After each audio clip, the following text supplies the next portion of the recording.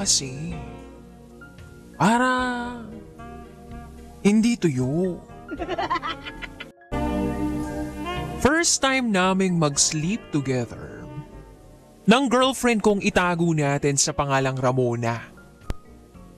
Katatapos lang kasi ng Freshies Night sa university nila.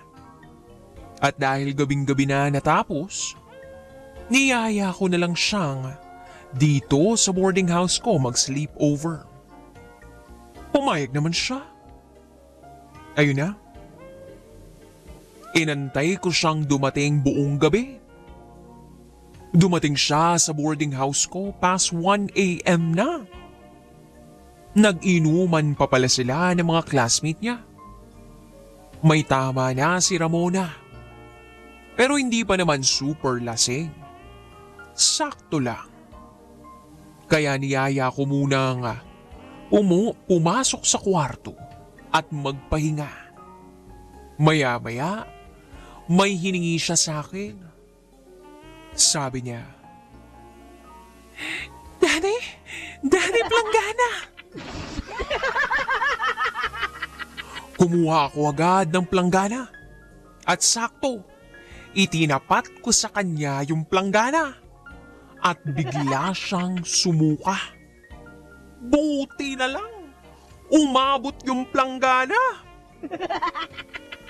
Pagkatapos niyang sumuka, ay hinimas ko ang likod niya.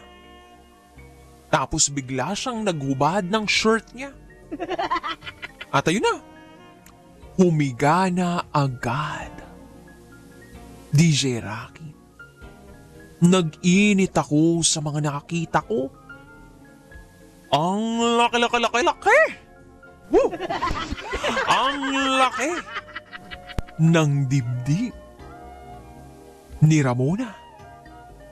Ang kinis at puti pa ng tiyan niya.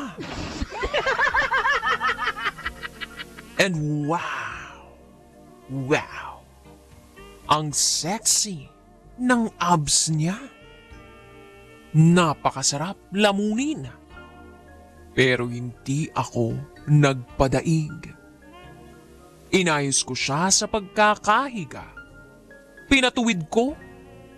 Tapos bigla niyang hinatak ang mga kamay ko.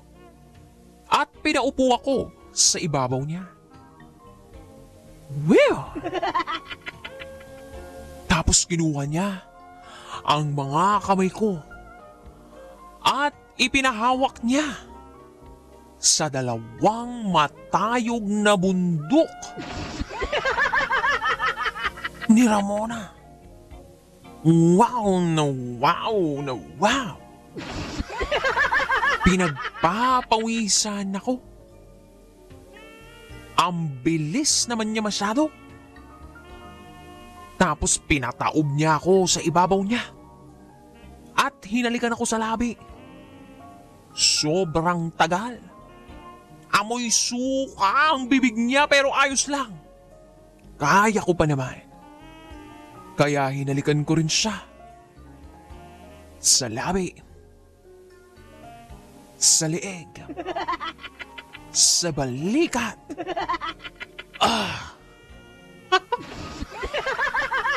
Nakakapawis makipag-chupan. Tapos ayun na. Tinanggal na niya ang bra niya. At pinasubo sa akin ang kanya kabuntukan. Para akong newborn na sumisip-sip ng gatas mula sa isang ina na sexy. Pagkatapos ay hinubad niya na ang kanyang salawal. Tumambad sa akin ang kanyang underwear like wow! Wow! Bumabakat ng sobra ang kanyang puwerta mayor. Shit! Ang sakit sa puson. Ang hirap tanggihan kapag palay na ang lumalapit sa manok. Tapos ayun na, tinanggal niya ang kanyang underwear at isinubsob ang ulo ko sa bandang hita niya. Ang ginawa ko, hinalikan ko ang kanyang pusa.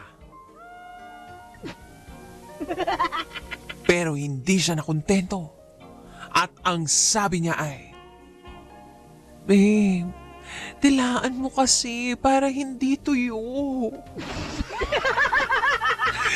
Ako namang mahinang nilalang, sumunod na lang sa gusto niya. Dinilaan ko ang kanyang pusa, pero napaubo ako sa umpisa kasi may amoy. Amoy, uwi. Pero hindi pa rin ako nagpadaig. Bahala na. Ito ay isang malaking grasya. Kaya lakas loob kong dinilaan si pusa kahit meron pang mga buhok na sumasabit sa ilong. Like, woo! Dila ako ng dila, siya naman ungol ng ungol. Like, woo! At sa huling yugto ay pinaupo ako ni Ramona at siya naman ang sumuko. Yumuko at lumuhod para pagsilbihan ang aking itinatagong alaga sa ibaba na kanina pa palundag-lundag at excited na sa next destination. Kaya naman, wala nang patumpik-tumpik pa. Sinubo ni Ramona ang alagang pinakatatago ko at binalikan ko rin siya ng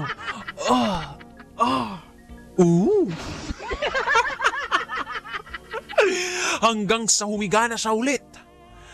Pinapatpatong ako sa ibabaw niya at nagtuwak na si alaga kay Madam Pusa na basang-basa kanina pa pala. Paulit-ulit kaming nagyugyukan hanggang sa lumabas na ang itinatagong katas ng alaga kong nakakulong sa mahabang panahon.